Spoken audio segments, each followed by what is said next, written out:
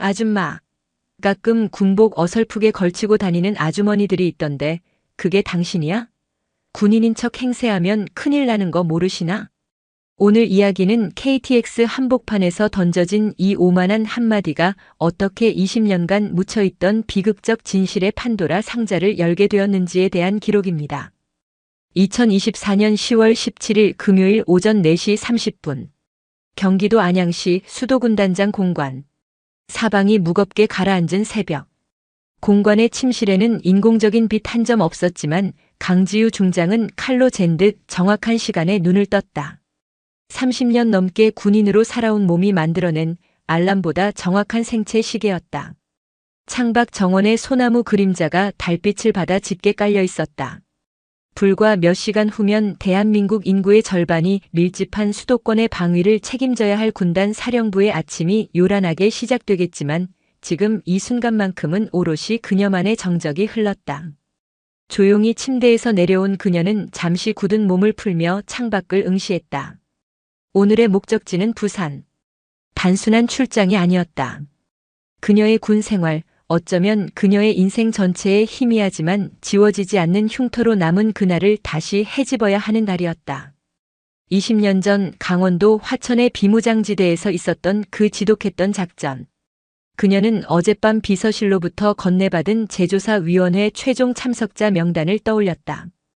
위원장 강지우, 그리고 증인석에 앉게 될 몇몇 이름들. 그중 유독 하나의 이름이 그녀의 눈길을 오래도록 붙잡았다. 최정혁.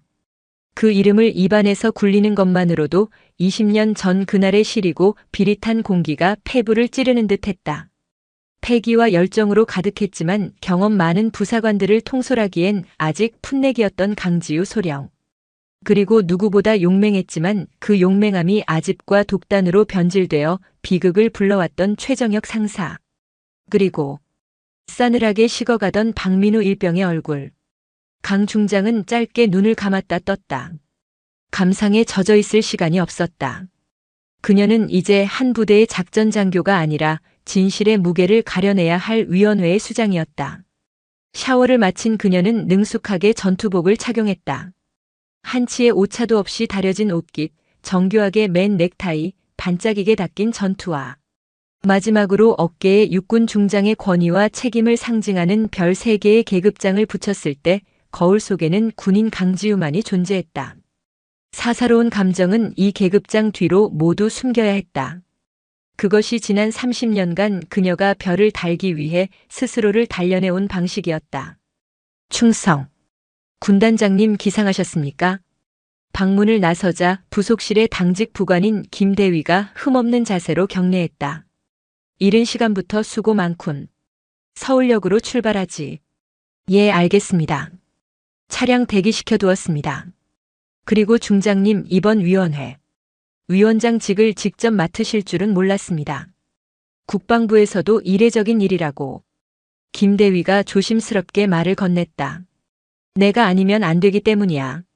20년 전 그 자리에 있던 지휘관은 나였으니까. 책임을 지는 자리라면 피할 이유가 없지. 강 중장의 단호한 말에 김대위는 더 이상 묻지 않고 고개를 숙였다. 공관을 나서는 그녀의 어깨 위로 아직 가시지 않은 새벽의 냉기가 무겁게 내려앉았다.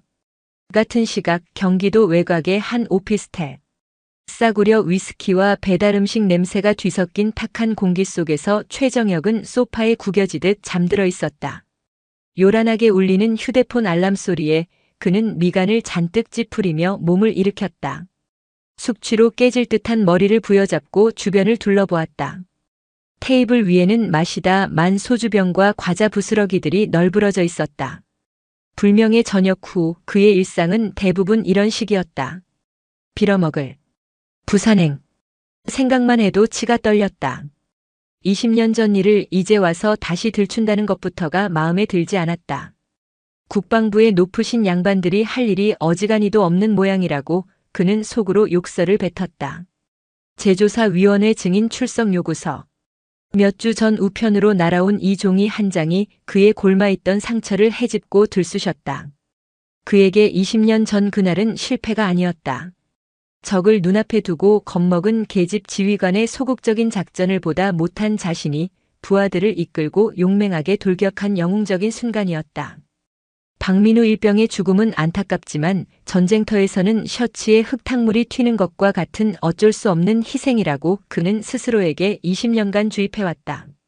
그리고 그 모든 것을 망친 건 바로 강지우였다. 자신의 공을 가로채고 명령 불복이라는 해괴한 죄목을 뒤집어 씌워 진급기를 막아버린 원수.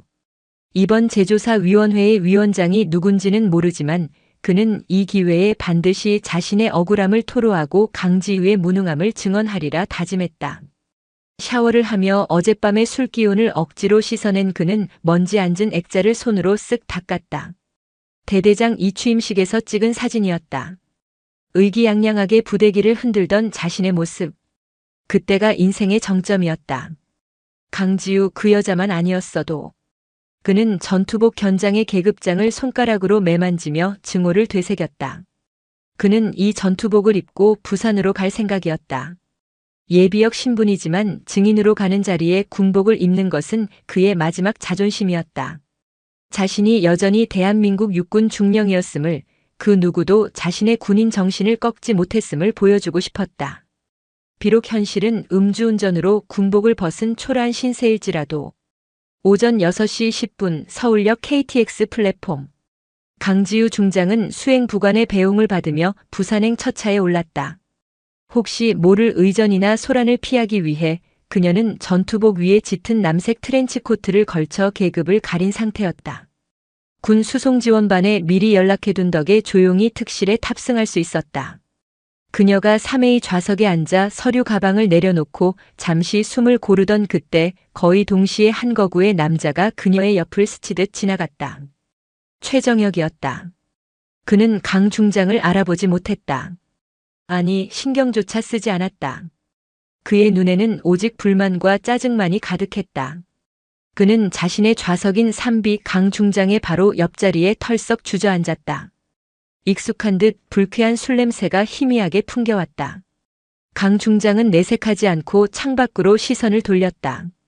악연의 시작을 알리는 서곡처럼 기차는 육중한 몸을 움직이기 시작했다. 기차가 한강 철교를 건너고 속도를 올리기 시작한 지 10분쯤 지났을까? 대부분의 승객들이 고요한 새벽의 여운을 즐기고 있을 때였다. 옆자리의 최정혁이 주머니에서 휴대폰을 꺼내 무언가를 확인하더니 신경질적으로 아씨 하는 욕설을 나직이 내뱉었다. 아마도 그를 괴롭히는 현실의 문제 중 하나일 터였다. 그는 거칠게 휴대폰을 주머니에 쑤셔 넣더니 갑자기 몸을 돌려 옆자리의 강 중장을 노골적으로 훑어보기 시작했다. 코트 아래로 살짝 드러난 전투복 바지와 군화, 단정하게 자른 머리. 그의 눈에는 군대와 관련된 여성이라는 인식이 박히는 듯 했다. 저기요. 그의 목소리에는 시비를 걸기 직전의 껄끄러움이 묻어 있었다. 저 말씀이십니까? 네, 거기 앉은 분. 보아하니 군인이신 것 같은데 자리 좀 바꿉시다. 내가 창가에 앉아야겠습니다. 부탁이 아닌 통보였다. 강 중장은 그의 어깨에 달린 중령 계급장을 흘깃 보았다. 현역인지 예비역인지 알 수 없었지만 고압적인 태도는 여전했다. 죄송하지만 지정석이라 어렵겠습니다. 표를 확인해 주십시오. 강 중장은 정중하지만 단호하게 거절했다. 그러자 최정혁의 표정이 한순간에 일그러졌다. 그는 코웃음을 치며 한층 더 모욕적인 어조로 말했다. 지정석? 요즘은 군대도 참 좋아졌네. 여군이라고 KTX 특실도 다 내주고. 그 군복 어디서 났습니까? 남편 군복이라도 빌려 입고 나온 겁니까? 이전보다 훨씬 더 현실적이고 날카로운 비수였다. 여군이라는 단어에 담긴 미묘한 멸시와 남편 군복이라는 조롱은 강 중장의 신경을 건드리기에 충분했다. 주변 승객들의 시선이 조금씩 이쪽으로 쏠리기 시작했다. 아니면 군부대 어디 PX라도 운영하십니까? 가끔 군복 어설프게 걸치고 다니는 아주머니들이 있던데 군인인 척 행세하면 큰일 나는 거 모르시나? 아주머니 PX. 그의 입에서 나오는 단어 하나하나가 계급과 성별에 대한 뿌리 깊은 편견으로 가득 차 있었다. 강 중장은 이것이 단순한 시비가 아니라 그의 뒤틀린 내면이 표출된 결과임을 직감했다. 저는 대한민국 육군 현역 장교입니다. 불필요한 언행은 삼가주시길 바랍니다. 강 중장의 목소리는 차분했지만 그 안에는 얼음 같은 냉기가 서려 있었다. 하지만 그 냉기는 최정역의 오만이라는 불길에 기름을 부은 격이 되었다. 장교? 진짜 웃기는 소리 하고 있네. 그의 목소리가 터지듯 커졌다. 이제 객실의 모든 승객들이 이쪽을 쳐다보고 있었다. 내가 이래 봬도 이 나라에 20년 넘게 청춘을 바친 육군 중령이야. 최정역 중령이라고. 당신 지금 나한테 거짓말하는 거야? 계급이 뭔데? 소속은 어디고? 대답해봐. 대답 못하지? 가짜니까. 그는 아예 자리에서 일어나 강 중장을 내려다보며 삿대질을 했다. 그의 거대한 그림자가 강 중장을 완전히 뒤덮었다. 당신 같은 사람들 때문에 진짜 군인들이 욕먹는 거라고. 나라 지키는 게 장난 같아? 군복 입고 코스프레나 하고 다니게. 당장 그 옷 벗지 못해. 내가 지금 바로 헌병대에 신고해서 당신 정체가 뭔지 만천하에 까발려줄까? 승객들은 술렁였다. 고함을 지르는 중령의 위세와 입을 다문 채 그를 올려다보는 여성. 대부분의 사람들은 상황을 오해하기 시작했다. 정말 가짜 군인인가? 저 중령 아저씨가 진짜 군인 정신이 투철한가 보네. 몇몇은 스마트폰을 꺼내 이 자극적인 장면을 촬영하기 시작했다. 상황이 걷잡을 수 없이 험악해지자 KTX 승무원이 황급히 달려왔다. 손님 진정하시고 자리에 앉아주십시오. 다른 승객분들께 피해가. 비켜. 이건 군대 문제야. 민간인은 빠지라고. 최정역은 승무원마저 거칠게 밀어냈다. 그는 완벽한 승리를 예감했다. 이 객차 안에서 자신의 권위와 주장에 감히 토를 달 사람은 아무도 없어 보였다. 그는 승리감에 도취되어 강 중장에게 최후 통첩을 날렸다. 좋습니다. 그럼 원칙대로 처리하겠습니다. 부산역에 도착하는 즉시 군 수송지원반 통해서 관할 군사경찰대에 정식으로 신고 접수하겠습니다. 군복 및 군용 장비의 단속에 관한 법률 위반, 현역 군인 사칭 혐의. 죄목이 몇 개가 나올지 궁금하군요. 신원 조회하면 다 나올 테니 일이 어떻게 진행되는지 한번 지켜보시죠. 그의 오만한 시선이 강 중장을 꿰뚫었다. 객차 안의 모든 공기가 팽팽하게 당겨져 금방이라도 터질 듯한 정적만이 흘렀다. 그때였다. 모두가 숨을 죽이고 지켜보는 가운데 강지우는 아무 말 없이 아주 천천히 자리에서 일어났다. 그리고는 어깨에 걸치고 있던 트렌치코트의 허리띠를 조용히 풀었다. 최정역은 그 모습을 보며 비릿한 미소를 지었다. 꼴 좋다. 이제야 항복하는군. 코트가 스르륵 소리를 내며 바닥으로 떨어졌다. 그리고 다음 순간 시간은 멈췄다. 강지우 중장의 단단한 어깨 위. 짙은 녹색의 견장 위에서 새벽의 여명을 뚫고 솟아오른 태양처럼 세 개의 은빛별이 서늘하고도 찬란한 빛을 발하고 있었다. 대한민국 육군 대장 아래 최고 계급, 군단의 심장이자 수십만 장병을 지휘하는 중장. 그 압도적인 권위와 존재감이 작은 KTX 객실을 가득 메우고도 남아 터져나갈 것 같았다. 최정역의 벌어진 입에서는 아무런 소리도 나오지 않았다. 그의 눈동자는 지진이라도 만난 듯 격렬하게 흔들렸고 온몸에 피가 빠져나가는 듯 얼굴이 새하얗게 질려버렸다.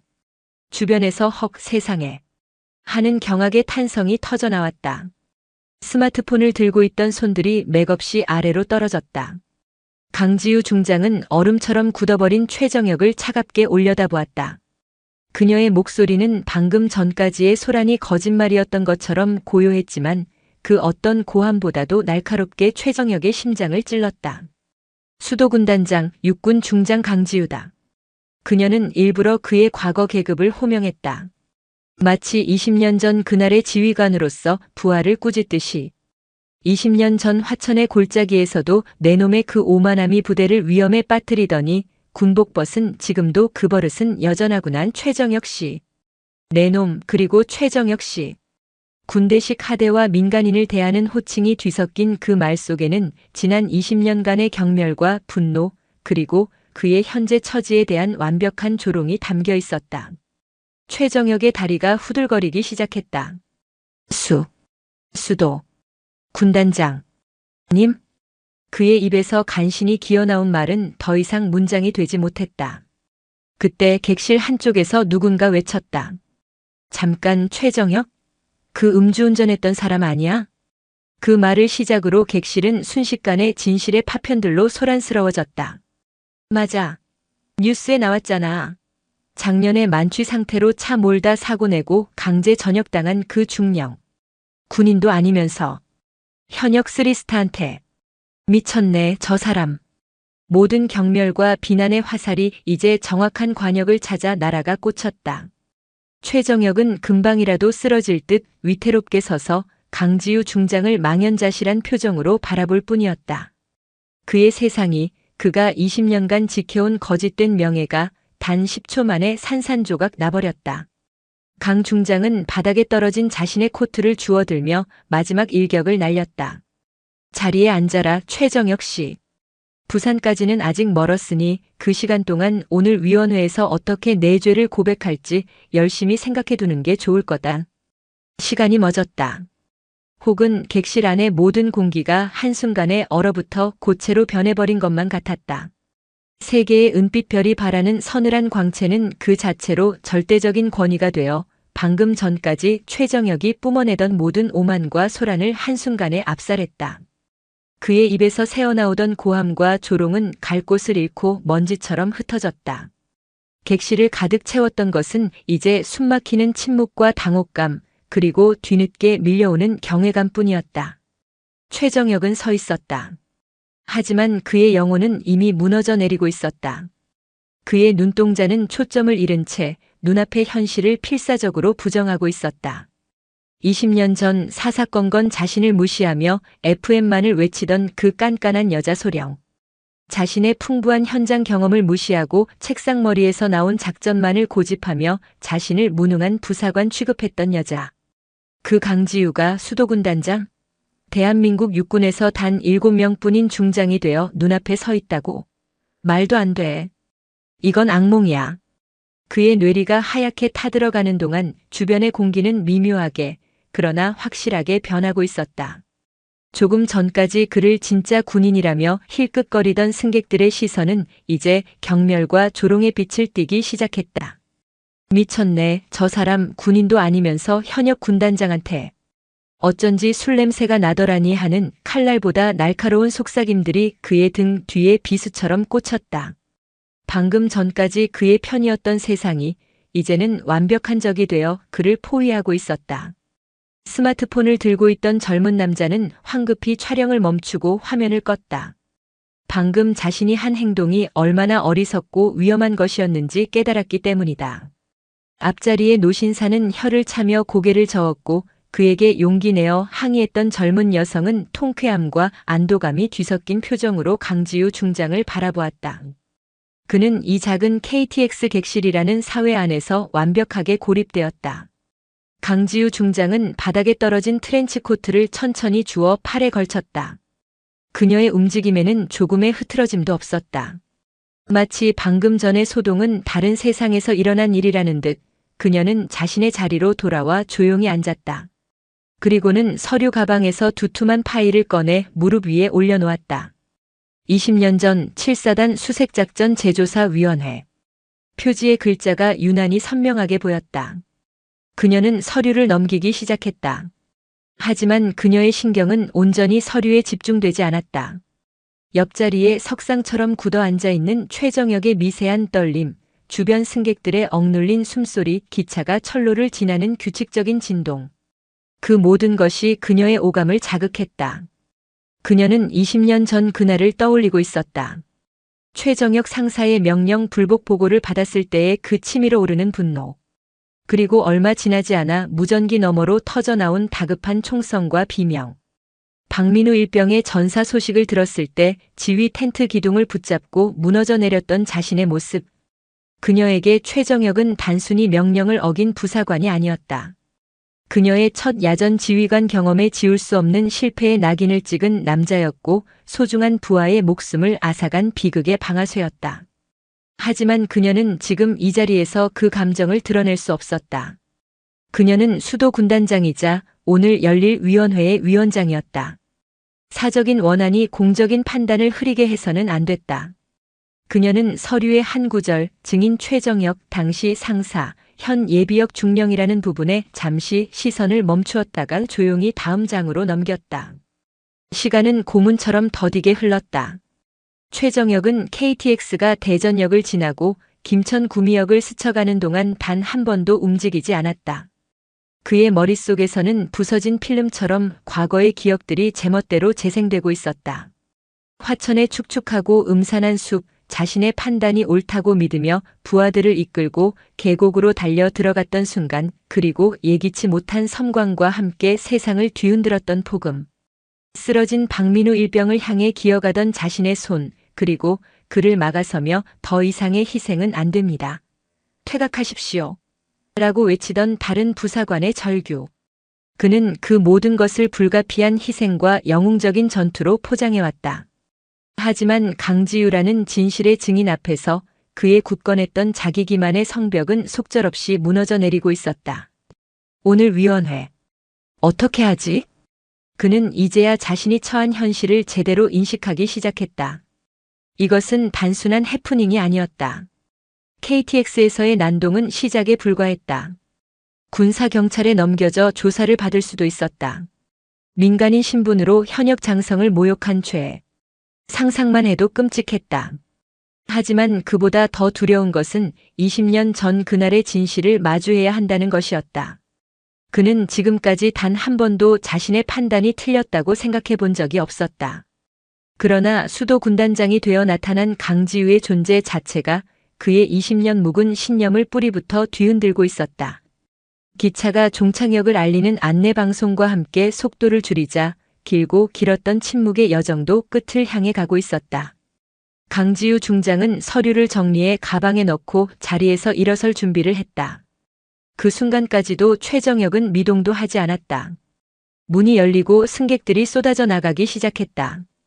강 중장이 통로로 나서자 플랫폼에는 해군작전 사령부에서 나온 의전장교와 수행부사관이 칼 같은 자세로 대기하고 있었다. 충성. 중장님 오시는 길 편안하셨습니까? 해군작전 사령부 의전장교 대위 이준서입니다. 우렁찬 경례 소리에 주변의 시선이 일제히 쏠렸다. 별 3개가 빛나는 군단장의 등장에 플랫폼의 공기가 순간 달라졌다. 강 중장은 가볍게 목례로 답하며 그들을 따라 유유히 플랫폼을 빠져나갔다. 군단장 전용 세단이 대기하고 있는 귀빈 주차장으로 향하는 그녀의 뒷모습은 당당하고 흐트러짐이 없었다. 최정혁은 그 모든 광경을 좌석에 앉은 채 텅 빈 눈으로 지켜보았다.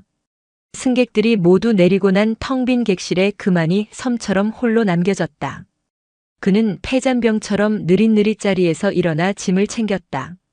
플랫폼에 내렸을 때 그를 맞아주는 사람은 아무도 없었다. 부산역의 소란스럽고 활기찬 분위기는 그의 비참한 심정과 극명한 대조를 이루었다.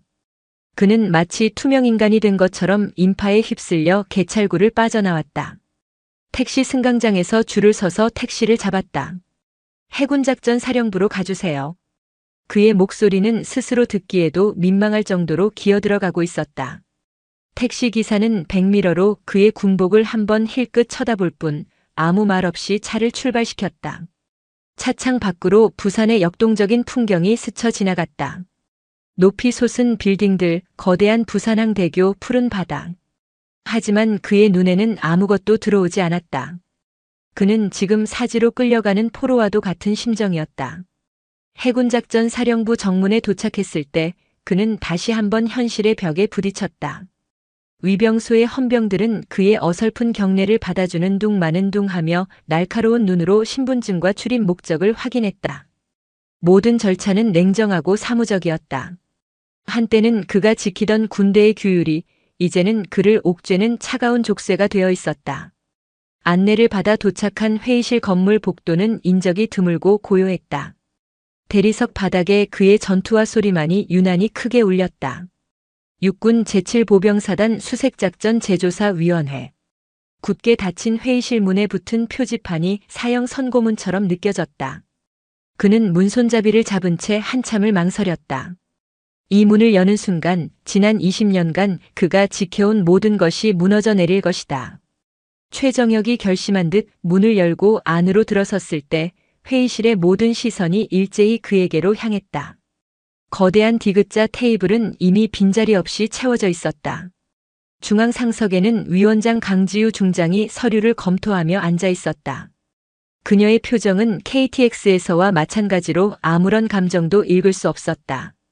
그녀의 양옆으로는 위원회의 무게감을 증명하는 인물들이 배석해 있었다. 국방부 조사본부에서 파견된 날카로운 눈매의 박성철 준장.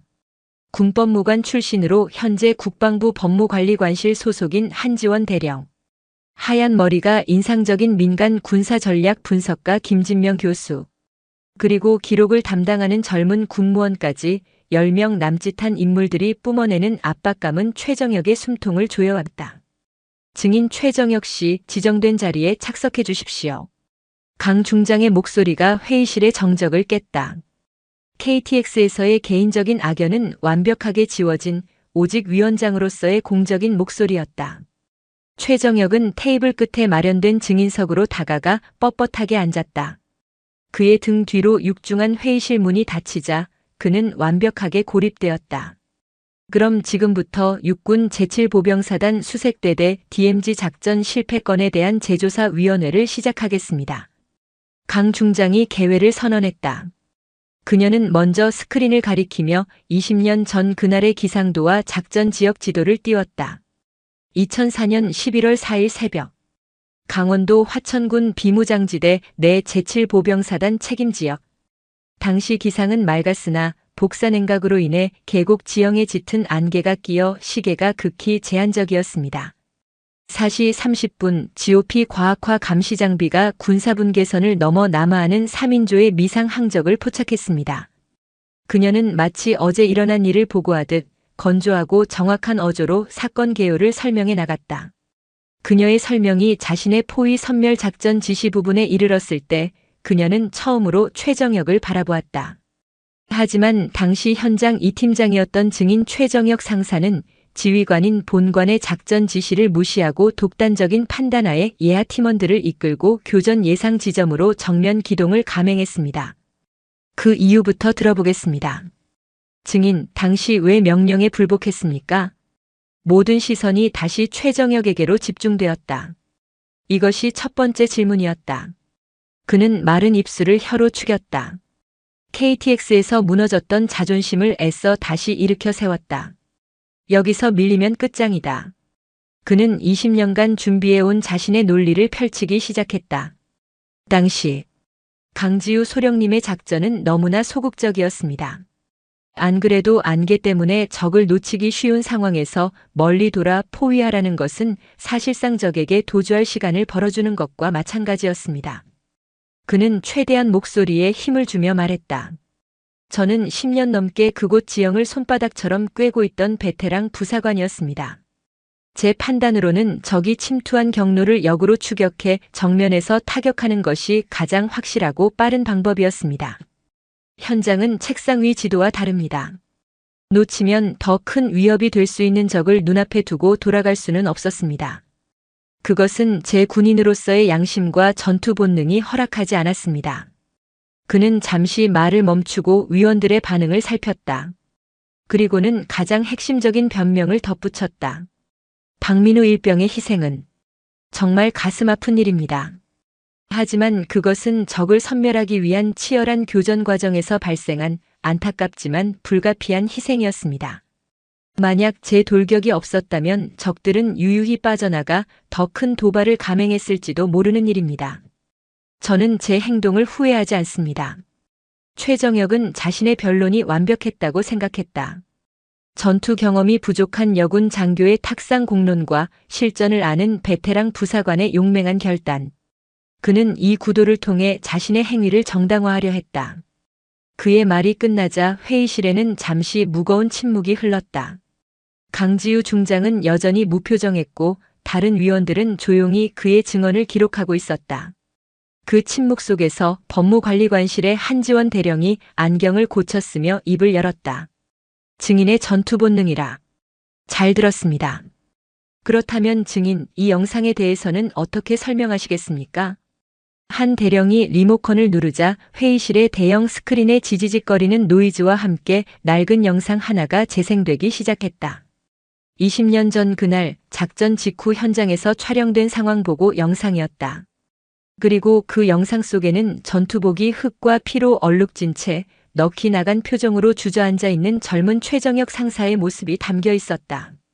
그리고 그의 멱살을 잡고 절규하는 다른 부사관의 목소리가 생생하게 흘러나왔다. 당신 때문이야.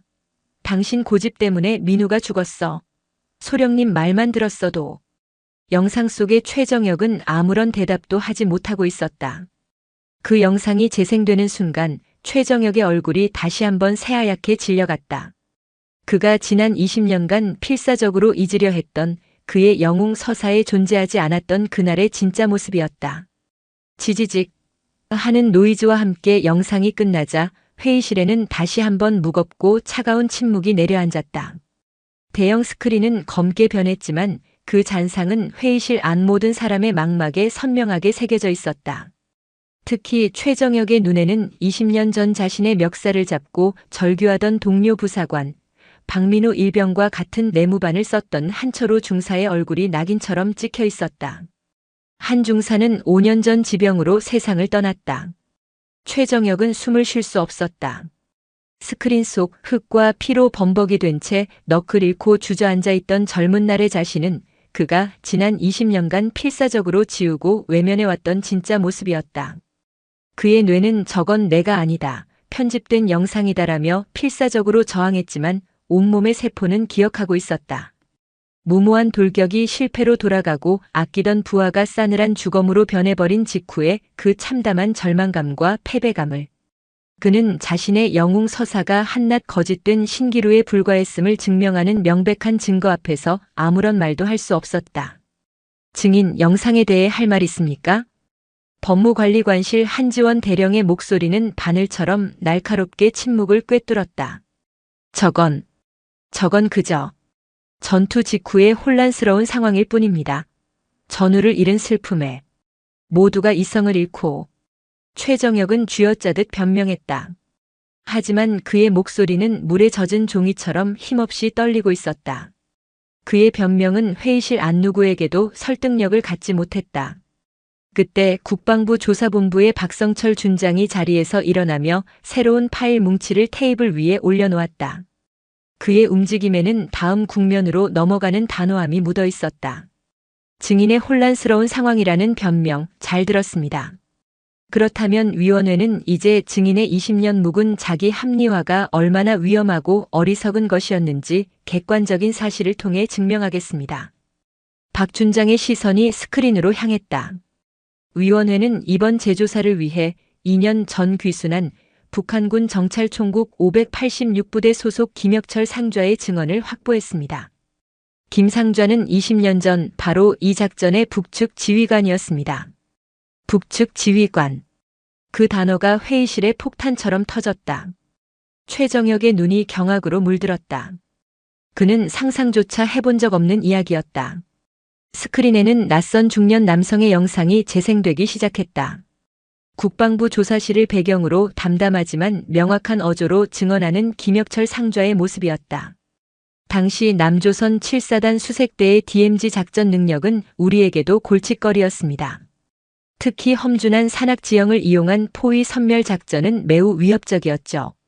그래서 우리는 역으로 그들의 장점을 이용한 함정을 파기로 했습니다. 김혁철의 증언은 충격적이었다. 그날 침투했던 3명은 미끼였고 진짜 목적은 남측 수색대의 주력을 특정 계곡으로 유인하여 사전 구축된 킬존에서 섬멸하는 것이었다는 사실. 그들의 계획에서 유일한 변수는 지휘관의 판단력이었다. 우리는 2가지 시나리오를 준비했습니다. 만약 남측 지휘관이 신중하게 좌우 능선으로 병력을 우회시킨다면 우리는 즉시 작전을 포기하고 퇴각할 계획이었습니다. 불필요한 교전은 피하는 것이 상책이니까요. 하지만 만약 지휘관이 성급하게 정면으로 병력을 투입한다면 김혁철은 잠시 말을 멈추고 카메라를 응시했다. 그의 눈빛에는 20년 전의 기억을 떠올리는 듯한 미묘한 빛이 감돌았다. 그렇다면 그것은 우리가 파놓은 함정에 제 발로 걸어 들어오는 것과 같았습니다. 그리고 놀랍게도 남측의 한 팀이 정말로 우리의 예상대로 움직여 주었습니다. 우리에게는 하늘이 도운 것과 같은 행운이었죠. 영상이 끝나자 회의실은 깊은 탄식과 분노로 술렁였다. 행운. 적장의 입에서 나온 그 한마디는 최정역의 지난 20년을 완벽하게 조롱하고 있었다. 그의 용맹한 돌격은 적에게 하늘이 도운 행운이었을 뿐이다.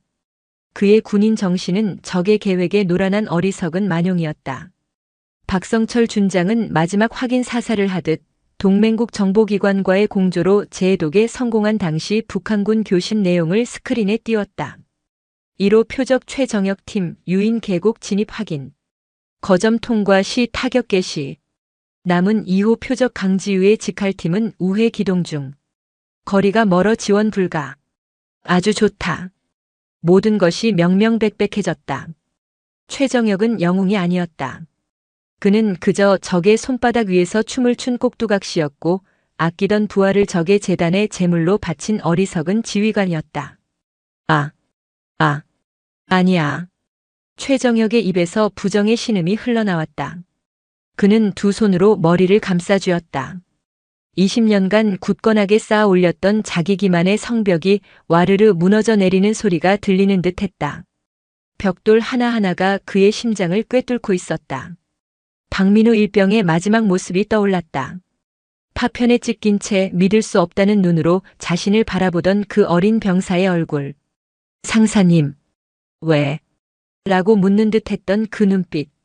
그 순간 그의 이성의 끈이 툭 하고 끊어졌다. 그는 자리에서 벌떡 일어나 회의 테이블을 향해 돌진했다. 위원들이 놀라 자리에서 일어나는 소동 속에서 그는 강지우 중장이 앉은 상석을 향해 비틀거리며 걸어갔다. 그리고는 회의실의 모든 사람이 지켜보는 앞에서 쿵 소리를 내며 무릎을 꿇었다. 그의 중령 계급장이 차가운 대리석 바닥에 부딪히며 공허한 소리를 냈다. 중장님, 제가 죽일 놈입니다. 통곡이 터져나왔다. 체면도 자존심도 20년간 지켜온 거짓된 명예도 모두 내팽개친 한 남자의 절규였다. 저는 중장님을 원망했습니다. 현장도 모르는 여자 장교가 제공을 가로챘다고 저를 무시했다고. 20년 동안 매일 밤 이를 갈며 증오했습니다. 그래서 오늘 아침 KTX에서도 일부러 시비를 걸었습니다. 중장님을 사람들 앞에서 망신 주고 곤란하게 만들고 싶어서. 충격적인 고백에 회의실은 숨소리 하나 들리지 않는 침묵에 휩싸였다.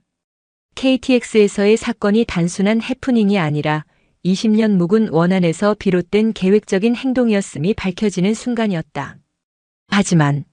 하지만 모든 게 제 잘못이었습니다. 제 어리석은 고집이, 제 영웅 노름이 민우를 죽인 것이었습니다. 제가 그 아이를 제가 제 손으로 죽인 겁니다. 흐흐. 최정역은 어린아이처럼 바닥에 엎드려 오열했다. 그의 울음소리는 회의실의 엄숙한 공기를 찢고 듣는 이들의 가슴을 먹먹하게 만들었다. 강지우 중장은 복잡하고 침통한 표정으로 그를 내려다보았다. 20년의 세월을 뛰어넘어 한 인간의 영혼이 파괴되고 진실을 마주하는 참혹한 순간이었다. 그녀는 승리감 대신 깊은 허무함을 느꼈다. 바로 그때 회의실 뒷문이 아주 조용히 삐걱 소리를 내며 열렸다. 모두의 시선이 반사적으로 그쪽으로 향했다. 문 앞에는 곱게 빗어넘긴 흰머리에 오랜 세월의 흔적이 역력하지만 단정하게 다려입은 검은 한복 차림의 한 노부인이 서 있었다. 세월의 깊은 주름이 밴 얼굴이었지만 그 너머로 형언할 수 없는 슬픔과 감히 범접할 수 없는 강인함이 동시에 느껴졌다. 그녀의 등장은 마치 잘 짜인 연극의 마지막 막이 오르듯 극적이고 숙명적이었다. 한 위원이 자리에서 일어나 숙연한 목소리로 그녀를 소개했다. 고 박민우 일병의 어머님 김순자 여사님이십니다. 회의실의 공기가 다시 한번 얼어붙었다. 바닥에 엎드려 울부짖던 최정역은 고개를 들었다. 그리고 자신을 말없이 그 깊이를 알 수 없는 눈으로 내려다보는 자신이 죽인 부하의 어머니와 정면으로 눈이 마주쳤다. 그 순간 최정역은 차라리 심장이 멎어버리기를 간절히 바랐다.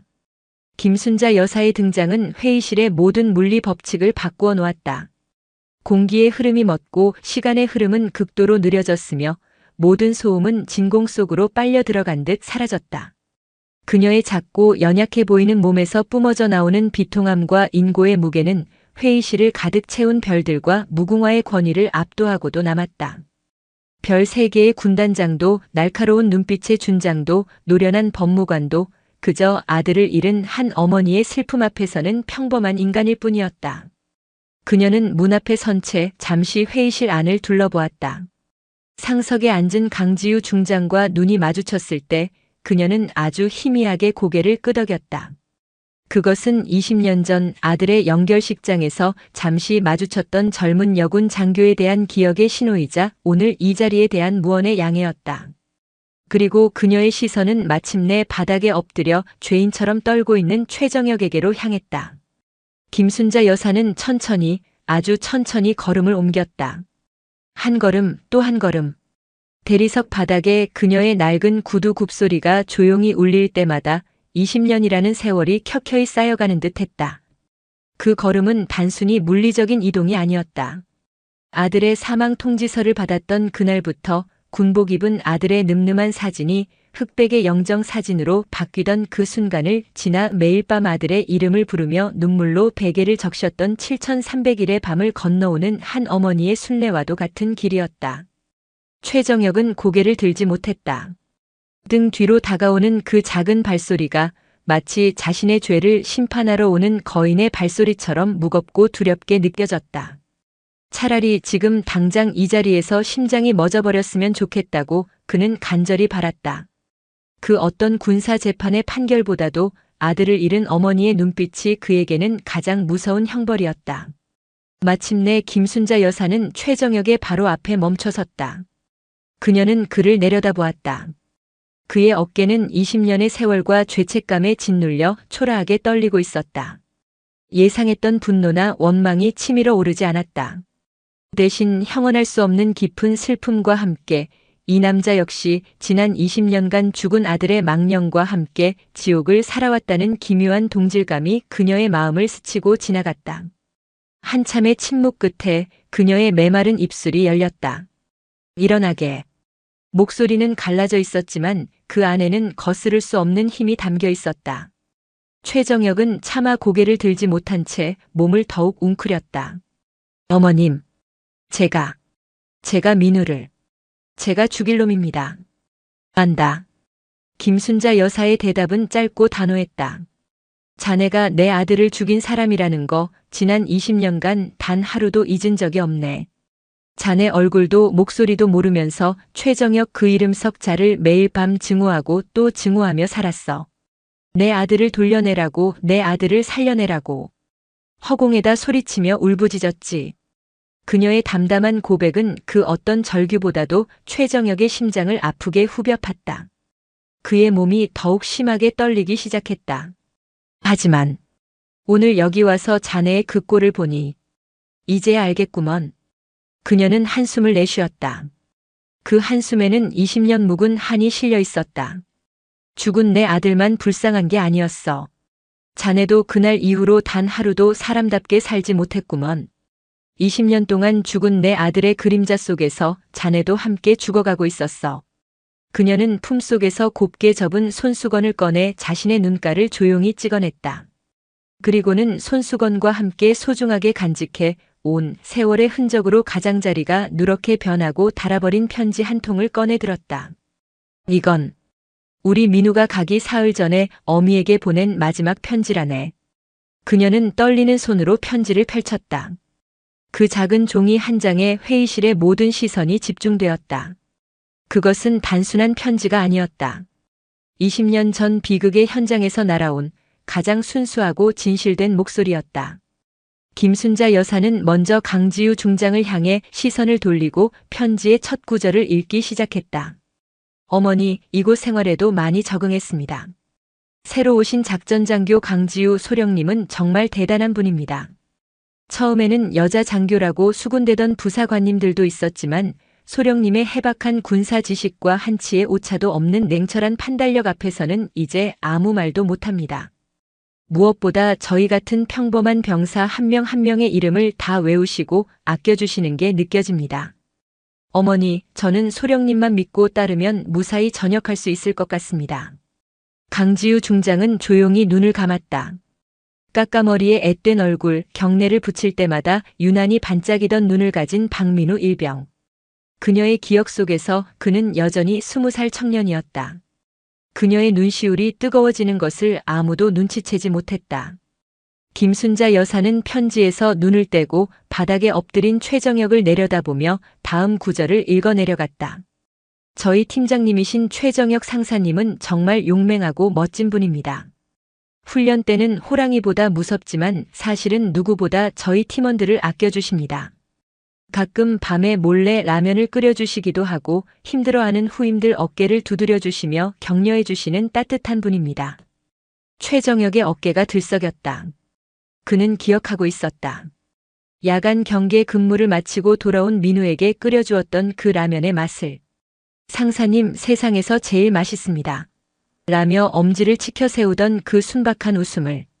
다만 가끔 너무 불같으셔서 걱정이 될 때가 있습니다. 특히 강소령님의 신중한 작전 방식을 답답해하시며 계집애 장교라고 욕하실 때면 제가 다 불안합니다. 어머니, 정말 만약에 무슨 일이 생긴다면 저는 강소령님의 판단을 따를 생각입니다. 그게 맞는 길인 것 같습니다. 최 상사님께는 정말 죄송하지만요. 부디 아무 일도 없었으면 좋겠습니다. 편지의 마지막 구절이 읽히는 순간 최정역의 울음이 멎었다. 그는 마치 거대한 망치로 뒤통수를 얻어맞은 듯한 표정으로 천천히 고개를 들었다. 자신이 목숨처럼 아꼈던, 그러나 결국 자신의 어리석음으로 죽게 만든 그 어린 부하가 이미 20년 전에 모든 것의 본질을 꿰뚫어보고 자신의 안위까지 걱정하고 있었던 것이다. 자신은 그 순수한 충정과 믿음을 배신하고 그를 죽음으로 내몬 것이다. 왜 이제서야 이 편지를? 최정역이 쉰 목소리로 물었다. 원망으로는 내 아들이 돌아오지 않으니까. 김순자 여사가 단호하게 말했다. 그리고 진실은 언젠가 밝혀질 거라 믿었기 때문일세. 누군가의 입이 아니라 당신들 스스로가 깨닫고 인정해야만 저 높은 곳에 있는 내 아들도 두 다리 뻗고 편히 잠들 수 있을 것 같았어.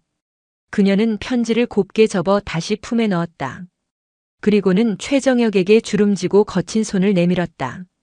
이제 그만 일어나게. 눈물로 내 아들에게 진 빚을 갚을 생각은 아예 말게나. 자네가 지금 흘리는 눈물은 자네 자신을 위한 연민일 뿐 죽은 내 아들에게는 아무런 위로도 사죄도 되지 않아.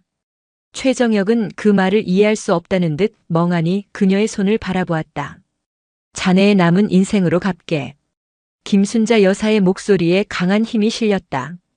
내 아들이 살아보지 못한 그 20살 이후의 삶까지 더해서 다른 사람들을 위해 살아가. 다시는 자네처럼 어리석고 오만한 판단으로 젊은 목숨들이 희생되지 않도록 자네의 실패와 죄를 거울 삼아 후배들을 가르치고 이끌게. 그것이 자네가 내 아들 박민우에게 진정으로 용서를 구할 수 있는 단 하나의 길이야.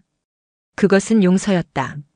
하지만 과거를 잊고 모든 것을 없던 일로 하자는 값싼 동정이 아니었다. 과거를 직시하고 그 죄의 무게를 평생 짊어지되 더 나은 방향으로 나아가라는 살아남은 자에게 주어진 무겁고도 신성한 책무였다. 그것은 복수보다 더 무서운 형벌이자 죽음보다 더 어려운 구원의 길이었다. 최정역은 김순자 여사의 주름진 손을 붙잡고 자리에서 일어섰다. 그는 더 이상 울지 않았다. 그의 텅 비었던 눈에는 깊은 죄책감과 함께 희미하지만 분명한 결의의 빛이 감돌기 시작했다. 그는 자신이 앞으로 걸어가야 할 길이 얼마나 험난하고 고통스러울지 직감했다. 하지만 그는 더 이상 도망치지 않기로 결심했다. 그 순간 회의 내내 침묵을 지키던 강지우 중장이 자리에서 일어나 말했다. 그녀의 목소리는 미세하게 떨리고 있었지만 그 누구보다 단호했다. 위원회는 증인 최정역 씨의 명령 불복과 그로 인한 작전 실패의 책임을 명확히 확인했습니다. 하지만 김순자 어머님의 뜻을 존중하여 위원회는 증인에 대한 추가적인 법적 조치를 국방부에 건의하지 않겠습니다. 대신 강 중장은 최정역과 김순자 여사를 번갈아 바라보며 말을 이었다. 살아남은 우리가 앞으로 어떻게 그 책임을 져나갈 것인지 지켜볼 것입니다. 저를 포함해서 말입니다. 그것은 위원장으로서의 판결이자 20년 전의 지휘관으로서 그리고 살아남은 자로서 그녀 자신에게 내리는 엄숙한 선고이기도 했다. 강지우 중장의 선고와도 같은 말이 회의실의 무거운 공기 속으로 스며들었다. 그것은 법적인 판결을 넘어선 한 인간의 남은 삶 전체에 대한 무겁고도 엄숙한 책임의 부여였다. 최정역은 그 말의 무게를 온몸으로 느끼며 천천히 고개를 끄덕였다. 그의 눈빛은 더 이상 과거의 오만함이나 현재의 절망에 사로잡혀 있지 않았다. 그는 비로소 자신이 걸어가야 할 가혹하지만 유일한 구원의 길을 응시하고 있었다. 이상으로 육군 제7보병사단 수색대대 DMZ 작전 실패건에 대한 재조사위원회를 모두 마칩니다. 강 중장이 위원회의 종료를 선언하자 팽팽했던 긴장감이 스르르 풀렸다. 위원들은 조용히 자리에서 일어나 굳은 표정으로 회의실을 빠져나가기 시작했다.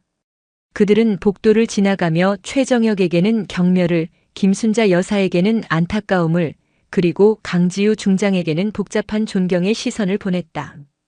회의실에는 이내 세 사람만이 남았다. 20년 전 화천의 비극적인 골짜기에서 운명이 잔인하게 얽혀버렸던 세 사람. 지휘관, 부하, 그리고 어머니. 침묵 속에서 먼저 입을 연 것은 최정역이었다. 그는 김순자 여사와 강지우 중장 앞에 다시 한번 허리를 깊이 숙였다. 이번에는 무릎을 꿇는 대신 자신의 죄를 온전히 감당하겠다는 의지를 담아 한 명의 인간으로서 정중하게 사죄했다. 어머님 그리고 중장님, 제가 평생을 바쳐도 다 갚지 못할 죄를 지었습니다. KTX에서의 무례와 지난 20년간 품었던 어리석은 증오, 그리고 민우에 대한 제 잘못을 진심으로 사죄드립니다. 어떤 처벌이라도 달게 받겠습니다. 그의 목소리는 더 이상 절규가 아니었다.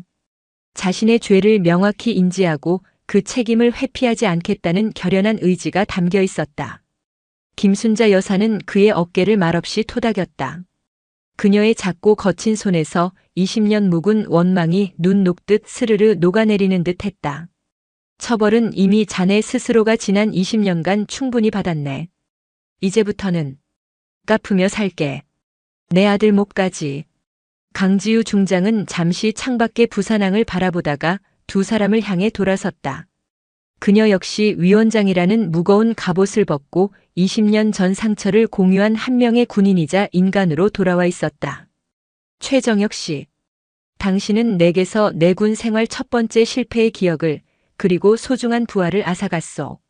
나 역시 지난 20년간 당신을 원망하지 않았다면 거짓말이겠지. 하지만 오늘 당신이 진실 앞에서 무너지고 또다시 일어서려는 모습을 보았소. 군인에게는 전장보다 더 중요한 것이 있소. 바로 명예지. 당신이 잃어버린 명예는 계급이나 직위로 되찾는 것이 아니오. 오늘 어머님께서 말씀하신 그 길을 묵묵히 걸어갈 때 비로소 되찾을 수 있을 거요. 그녀는 잠시 숨을 고른 뒤 김순자 여사에게 제안했다. 어머님 괜찮으시다면 서울로 올라가는 길에 대전에 잠시 들렀으면 합니다. 민우가 기다리고 있을 겁니다. 국립대전현충원. 그곳은 박민우 일병이 20년째 잠들어 있는 곳이었다. 부산에서 대전으로 향하는 길은 길고도 조용했다. 강지우 중장의 의전 차량 안에서 세 사람은 창밖으로 스쳐 지나가는 풍경을 바라보며 각자의 상념에 잠겼다. 아침에 서울을 떠날 때와는 모든 것이 달라져 있었다. 숨막히는 악연으로 시작된 하루가 이제는 참혹한 진실을 딛고 나아가는 숙명의 동행으로 변해가고 있었다. 현충원은 가을 햇살 아래 고요하고 평화로웠다. 끝없이 이어진 하얀 묘비들은 저마다 아픈 사연을 품은 채 조국의 하늘 아래 묵묵히 서 있었다. 안내를 받아 박민우 일병의 묘역에 도착했을 때 세 사람은 한동안 아무 말도 하지 못했다. 육군 일병 박민우. 차가운 비석에 새겨진 9글자가 가슴을 저미게 했다. 김순자 여사는 아들의 이름을 손으로 쓸어보며 무릎을 꿇었다. 그녀의 어깨가 가늘게 떨리고 있었지만 눈물은 흐르지 않았다. 아들. 엄마 왔다. 이제야 왔구나. 미안하다, 너무 늦어서. 그녀는 비석에 얼굴을 묻었다. 이제 다 알게 되었어. 내가 얼마나 훌륭한 지휘관 아래 있었는지, 그리고 널 아끼던 상사가 왜 그런 선택을 했는지. 이제 원망도 미움도 다 내려놓으련다. 그러니 너도 이제 편히 쉬렴, 내 아가. 강지우 중장은 비석 앞에 서서 말없이 거수 경례를 올렸다. 그녀의 경례는 군단장으로서가 아닌 20년 전 자신의 부하를 지켜주지 못했던 한소령의 뒤늦은 작별 인사였다. 미안하다, 박민우 일병. 편히 쉬어라. 너의 희생이 헛되지 않도록 내가 똑똑히 지켜보겠다. 마지막으로 최정혁이 비석 앞에 섰다. 그는 차마 무릎을 꿇지도 고개를 들지도 못했다. 그는 자신의 앞에 놓인 것이 단순한 돌덩이가 아니라 자신이 앗아간 한 청년의 20살 이후의 모든 시간과 꿈이라는 것을 알고 있었다. 그는 주머니에서 무언가를 꺼내 비석 앞에 조심스럽게 내려놓았다. 20년간 간직해왔던 박민우 일병과 함께 찍은 낡은 분대 사진이었다. 민우야. 형이 왔다. 내가 너무 늦게 왔다. 미안하다. 그의 목소리가 터져나왔다. 내가 옳았어. 내가 틀렸고 내 어리석은 고집이 너를 이렇게 만들었다. 평생 사죄하며 살게. 내 이름에 부끄럽지 않도록 내가 그토록 지키고 싶어 했던 이 땅의 후배 군인들을 위해 내 남은 인생을 바칠게. 그러니 부디 나 같은 놈을 용서하고 편히 잠들어다오. 그는 비석을 부서져라 끌어안고 오열했다. 그의 울음소리는 현충원의 고요한 하늘로 퍼져나가 살아남은 자의 슬픔과 참회의 메아리가 되어 울려 퍼졌다. 1년 후 서울 용산 전쟁기념관. 전쟁기념관 평화의 광장에서 재단법인 박민우 메모리얼의 창립 1주년 기념식이 열리고 있었다. 재단은 지난 1년간 놀라운 성과를 거두었다. 최정혁의 진심 어린 사죄와 변화의 이야기는 언론을 통해 알려졌고 많은 국민들의 마음을 움직여 후원의 손길이 끊이지 않았다. 재단은 전사순직 군인 유가족 자녀 100명에게 장학금을 지급했고 복무 중 정신적 어려움을 겪는 장병들을 위한 전문 심리상담센터를 열었으며 군부대 내 인권 신장을 위한 다양한 캠페인을 벌였다. 기념식장은 수많은 사람들로 가득 찼다. 재단의 도움을 받은 유가족들, 현역 장병들과 사관생도들, 그리고 1년 전 그날의 KTX 승객들도 특별한 증인으로 초청받아 자리를 채우고 있었다. 재단의 이사장이 된 최정혁은 1년 전과는 완전히 다른 사람이 되어 있었다. 그의 얼굴에서는 더 이상 과거의 오만과 패배감을 찾아볼 수 없었다. 대신 깊은 연륜과 따뜻함, 그리고 자신의 사명에 대한 확신이 느껴졌다. 그는 단상에 올라 마이크를 잡았다. 1년 전 오늘 저는 한 인간으로서 가장 낮은 밑바닥에 있었습니다. 하지만 그 밑바닥에서 저는 비로소 진실의 빛을 보았습니다. 그는 객석에 앉은 강지우 중장과 김순자 여사, 그리고 KTX 승객들을 향해 깊이 고개를 숙였다. 진정한 용기는 자신의 잘못을 인정하는 데서 시작되고 진정한 명예는 과거를 바로잡으려는 노력 속에서 회복된다는 것을 배웠습니다. 이 재단은 저의 속죄이자 박민우 일병이 우리에게 남긴 마지막 가르침입니다. 바로 존중과 책임감입니다. 서로를 존중하고 자신의 행동에 책임을 질 때 우리의 군대와 사회는 더 강해질 것이라 믿습니다. 그의 연설이 끝나자 뜨거운 박수가 터져나왔다. 다음으로 강지우 중장이 축사를 위해 단상에 올랐다. 저는 오늘 한 사람의 놀라운 변화와 용서가 가진 위대한 힘을 목격하고 있습니다. 최정혁 이사장과 박민우 재단은 우리 군과 사회에 매우 중요한 메시지를 던지고 있습니다. 진정한 강군은 최신 무기에서 나오는 것이 아니라 자신의 과오를 성찰하고 더 나은 길을 향해 나아갈 줄 아는 군인들의 건강한 정신에서 비롯된다는 것입니다. 마지막으로 재단의 명예 이사장인 김순자 여사가 마이크 앞에 섰다. 제 아들 민우는 20해밖에 살지 못했습니다. 하지만 오늘 여기 모인 여러분의 마음속에서 제 아들은 영원히 살아 숨쉬고 있습니다. 고맙습니다. 정말 고맙습니다. 기념식이 끝난 후 세 사람은 기념관 내에 마련된 박민우 일병의 추모 사진 앞에 나란히 섰다.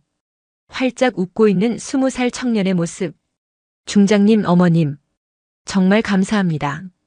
최정혁이 두 사람에게 말했다. 아닙니다. 당신이 스스로 걸어온 길입니다. 강지우 중장이 그의 어깨를 두드리며 말했다. 김순자 여사는 아들의 사진을 바라보며 조용히 미소 지었다. 20년간 그녀를 짓눌렀던 슬픔의 무게가 이제는 아들에 대한 자랑스러움과 감사함으로 바뀌어 있었다. 서울의 높은 가을 하늘 아래 세 사람은 한참 동안 말없이 서 있었다. 증오와 원망으로 시작되었던 하루가 만들어낸 기적이었다. 그것은 단순한 화해가 아니었다. 하나의 비극적인 죽음을 딛고 살아남은 자들이 각자의 자리에서 더 나은 세상을 만들기 위해 평생을 바쳐 걸어가야 할 용서라는 이름의 길이었다. 그리고 그 길 위에서 그들은 더 이상 외롭지 않았다. 오늘 사연 모음집의 이야기 어떠셨나요? 구독과 좋아요, 그리고 당신은 어디서 보고 계신지 댓글로 남겨주세요. 여러분의 응원이 사연 모음집에는 큰 힘이 됩니다. 감사합니다. 오늘 사연 모음집에서 들려드릴 이야기는 최전방 부대에서 친자매처럼 의지하며 지냈던 두 여군 간부의 이야기입니다. 하지만 단순한 자존심 싸움 하나가 결국 두 사람을 돌이킬 수 없는 길로 몰아넣고 마는데요. 웃어야 할지 울어야 할지 모를 씁쓸한 사연을 함께 들어보시겠습니다. 2018년 10월 강원도 화천의 새벽 공기는 칼날처럼 날카로웠다. 동쪽 산등성이 너머로 여명이 희미하게 번져올 무렵 제7보병사단 수색중대 연병장에는 40여 명의 병사들이 K2 소총을 든 채 정렬해 있었다. 민간 인출입 통제선 바로 너머 세상의 소음으로부터 완벽히 고립된 이 산골 부대의 아침은 언제나 정적과 긴장감으로 시작되었다. 총원 43명, 현재원 41명, 열외 2명, 휴가 2명. 이상 아침 점호 준비 끝. 중대 선임하사의 우렁찬 보고가 연병장을 가로질렀다. 보고를 받는 당직사관, 일소대장 한유진 중위는 미동도 없이 서 있었다. 168cm의 훤칠한 키, 한치의 흐트러짐 없이 각 잡힌 전투복. 그녀의 존재감은 계급장을 떼고 보아도 지휘관의 그것이었다. ROTC 임관 3년 차 그녀는 사단 내에서도 철저한 원칙주의자로 정평이 나 있었다. 그녀의 시선이 도열한 병사들의 발끝으로 천천히 이동했다. 병사들은 저마다 마른 침을 삼켰다. 그녀의 점호 시간은 단순한 인원 파악이 아니었다. 그것은 규율과 준비 태세를 확인하는 무언의 시험에 가까웠다. 세 번째 줄 좌측에서 다섯 번째. 이름. 나지막하지만 또렷한 목소리에 지목당한 김민준 상병의 어깨가 움찔했다. 상병. 김. 민. 준. 전투와 끈. 규정대로 다시 묵도록. 한중위의 목소리에는 감정이 실려 있지 않았다. 그저 팩트를 전달할 뿐이었기에 더욱 서늘하게 들렸다. 매듭이 바깥으로 노출되어 있다. 야지 기동 시 수풀이나 철조망에 걸릴 수 있다는 생각은 안 해봤나. 사소한 부주의가 작전 실패와 전후의 희생으로 이어질 수 있다는 건 훈련소에서 배우지 않았나? 시정하겠습니다. 그녀의 지적은 언제나 이처럼 전곡을 찔렀다. 반박의 여지가 없는 사실과 규정에 기반했기에 병사들은 그저 복종할 따름이었다. 그녀가 부임한 이후 중대의 전반적인 군기는 괄목할 만큼 향상되었지만 그만큼 병사들의 정서는 메말라갔다. 한유진 중이라는 이름은 곧 완벽과 긴장의 동의어가 되었다. 점호가 끝나고 식당으로 향하는 병사들의 발걸음은 무거웠다. 척박한 환경, 고된 훈련보다 때로는 사람 하나가 주는 압박감이 더 견디기 힘들 때가 있었다. 그때 행정보급관이 식당 입구에서 병사들을 불러 모았다. 오늘 오후에 신임 하사 1명 전입 온다. 너희들보다 어린 여군이니까 괜한 생각 말고 군 선배로서 모범적인 모습 보여주도록. 알았나? 또 여군 간부? 식당 안이 잠시 술렁였다. 한유진 중이라는 단단한 얼음으로 가득 찬 이 공간에 또 다른 여군, 그것도 초임 하사가 들어온다는 소식은 작은 파문을 일으켰다. 과연 새로운 불씨는 이 얼음을 녹일 수 있을까, 아니면 함께 얼어붙게 될까? 병사들의 얼굴에 호기심과 우려가 동시에 스쳤다. 오후 2시 중대장과 함께 행정반에 들어선 신임 하사는 모두의 시선을 단번에 사로잡았다. 단결. 금일부로 제7보병사단 수색중대로 전입을 명받은 하사. 하. 입니다. 이제 막 20살을 넘긴 듯한 앳된 얼굴, 긴장감 속에서도 호기심으로 반짝이는 동그란 눈. 160cm가 채 안 되어 보이는 아담한 체구의 전투복이 조금 커 보였다. 경례를 외치는 목소리는 아직 다듬어지지 않아 살짝 떨렸지만 그 모습에는 꾸밈 없는 풋풋함이 묻어났다. 그녀의 등장은 무채색의 행정반에 예상치 못한 색 한 방울을 떨어뜨린 것 같았다. 바로 그때 외근에서 복귀한 한유진 중위가 행정반 문을 열었다. 단결. 일소대장 복귀했습니다. 중대장님 특이사항. 보고를 이어가던 한중위의 말이 잠시 끊겼다. 그녀의 시선이 이하늘 하사에게 향했다.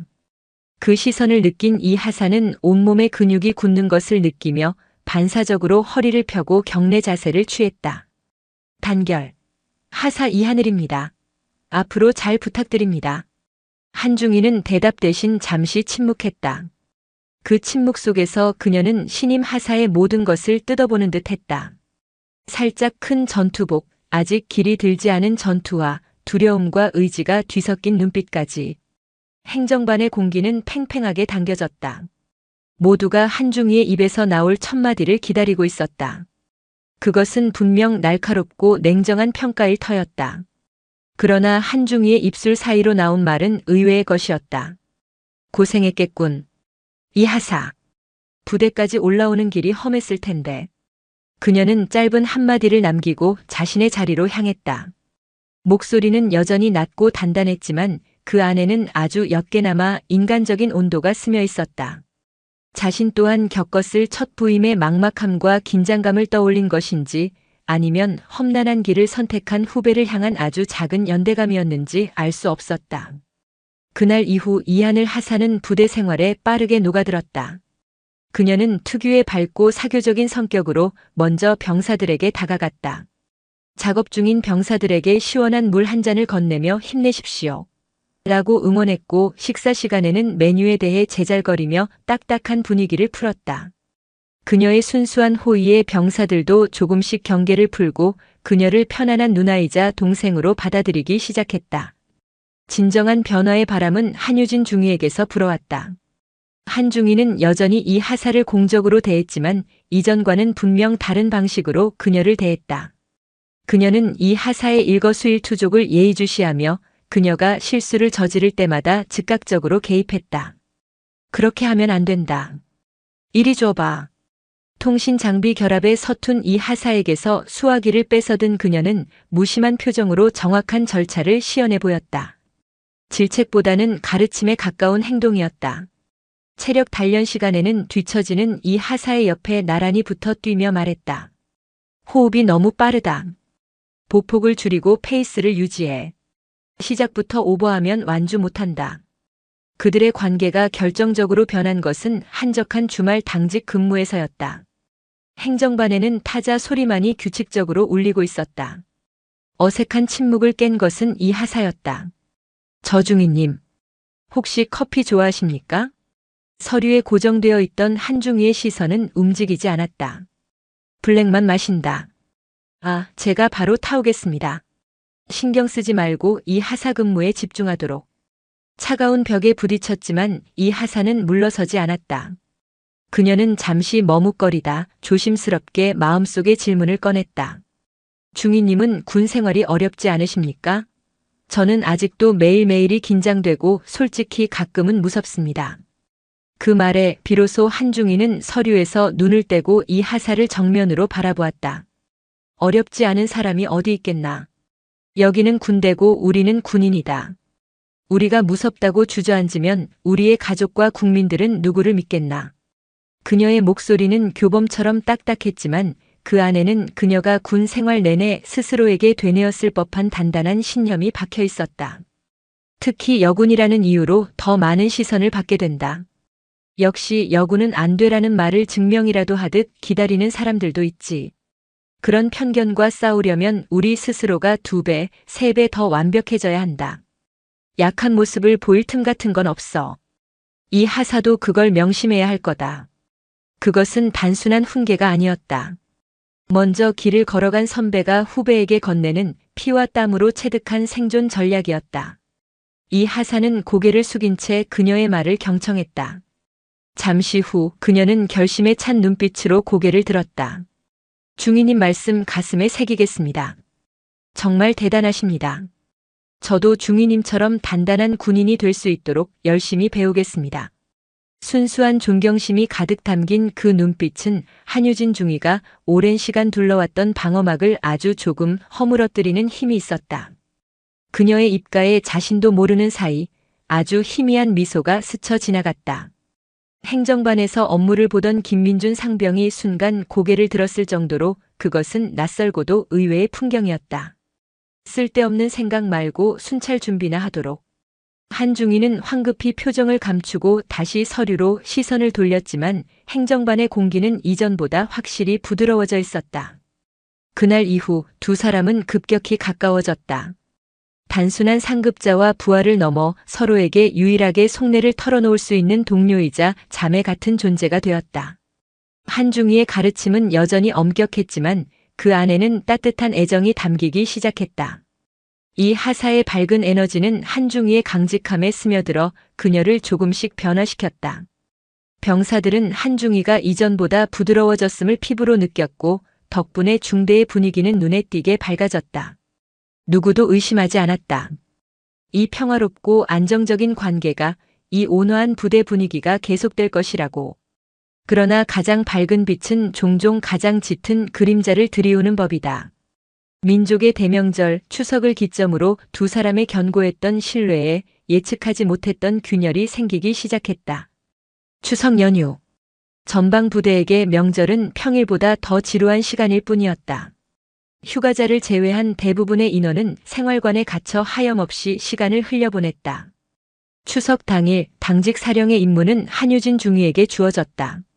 명절까지 부대에 묶여 있어야 한다는 사실은 최근 부드러워졌던 그녀의 신경을 다시 날카롭게 만들었다. 부대 전체에 보이지 않는 긴장감이 감돌았다. 바로 그때 중대장의 아이디어 하나가 이 무료함과 긴장감을 깨뜨렸다. 전 중대원 13시 30분까지 활동복으로 환복 후 연병장으로 집합한다. 중대장의 갑작스러운 집합 명령에 병사들은 투덜거리며 연병장으로 향했다. 그들을 기다리고 있던 것은 제1회 수색 중대장배 추석맞이 씨름대회라는 거창한 이름의 이벤트였다. 상품은 3박 4일 포상휴가증. 병장 상병 그룹, 일병 이병 그룹에서 각각 우승자를 뽑는다. 포상휴가라는 말에 병사들의 눈빛이 달라졌다. 귀찮음은 순식간에 승부욕으로 변모했고 연병장은 순식간에 뜨거운 열기로 가득 찼다. 흙먼지를 날리며 치열한 경기가 이어지던 중 행정반에서 근무를 서던 이하늘 하사가 구경을 나왔다. 남자들의 힘과 기술이 부딪히는 원초적인 경기에 그녀의 눈이 호기심으로 반짝였다. 그녀는 잠시 망설이다 중대장에게 달려가 해맑게 외쳤다. 중대장님, 저도 한번 참가해보고 싶습니다. 그녀의 당돌한 제안에 주변의 시선이 모두 쏠렸다. 중대장은 재미있다는 듯 웃으며 그녀의 참가를 허락했다. 중대장님, 저도 한번 참가해보고 싶습니다. 이하늘 하사의 낭낭한 목소리는 시끄러운 연병장의 소음을 순간적으로 잠재웠다. 모두의 시선이 이제 막 20해를 넘긴 앳된 얼굴의 여군 하사에게로 쏠렸다. 흙먼지와 땀으로 범벅이 된 병사들 사이에서 그녀의 존재는 유독 맑고 깨끗해 보였다. 중대장은 예상치 못한 제안에 잠시 놀랐지만 이내 얼굴에 장난기 가득한 미소를 띄었다. 부대 단합이라는 명목하에 벌인 일이었기에 분위기를 띄울 수만 있다면 무엇이든 환영이었다. 오, 이 하사. 자신 있나? 삿바 잡으면 남자 여자 없는 건데. 재미있어 보입니다. 꼭 이기려는 게 아니라 그냥 한번 해보고 싶습니다. 참가라도 시켜주십시오. 그녀의 순수한 열정에 주변의 병사들도 이하늘 을 외치며 응원하기 시작했다. 중대장은 못 이기는 척 고개를 끄덕이며 그녀의 상대를 물색했다. 마침 첫 판에서 허무하게 패배하고 구석에서 구경만 하던 김민준 상병이 눈에 띄었다. 이 하사와 체격이 비슷해 보였다. 좋아. 김민준 상병 나와라. 신임 하사님께 씨름의 기본을 알려드린다는 생각으로 한판 붙어봐라. 딴 다치게 하진 말고. 김상병은 어쩔 수 없다는 표정으로 쭈뼛거리며 씨름판 중앙으로 나섰다. 간부, 그것도 여군 간부와 몸을 맞대고 씨름을 해야 한다는 사실이 부담스러웠다. 이겨도 져도 찝찝한 그야말로 최악의 대진이었다. 하사님, 살살 부탁드립니다. 제가 더 부탁드립니다. 상병님. 이 하사는 해맑게 웃으며 어설픈 자세로 삿발을 잡았다. 경기가 시작되자 그녀는 요령 없이 무작정 힘만 쓰기 시작했다. 으쌰 으쌰. 기압을 넣으며 안간힘을 썼지만 김상병은 바위처럼 꿈쩍도 하지 않았다. 오히려 초등학생과 씨름하는 듯한 느낌의 실소가 터져나왔다. 주변에서도 웃음이 터져나왔다. 김상병은 적당히 힘을 쓰는 척하다가 스스로 슬쩍 넘어져 줘야겠다고 생각했다. 바로 그때 구경하던 행정보급관이 소리쳤다. 이 하사, 그렇게 무작정 당기기만 하면 안 돼. 상대 중심을 무너뜨려야지. 왼쪽으로 살짝 돌면서 상대 오른발을 내 왼발로 걸어봐. 안다리 걸기. 이 하사는 그 말을 듣고 번개처럼 기술을 시도했다. 김상병이 방심한 틈을 타 어설프지만 정확하게 다리가 걸렸다. 하는 순간 김상병의 몸이 균형을 잃고 옆으로 넘어갔다. 결과는 이하늘 하사의 승리. 와! 예상치 못한 결과에 병사들은 폭소를 터뜨리며 환호했다. 이 하사는 자신이 이겼다는 사실이 믿기지 않는 듯 동그래진 눈으로 넘어진 김상병을 바라보다 이내 아이처럼 기뻐하며 폴짝폴짝 뛰었다. 제가 이겼습니다.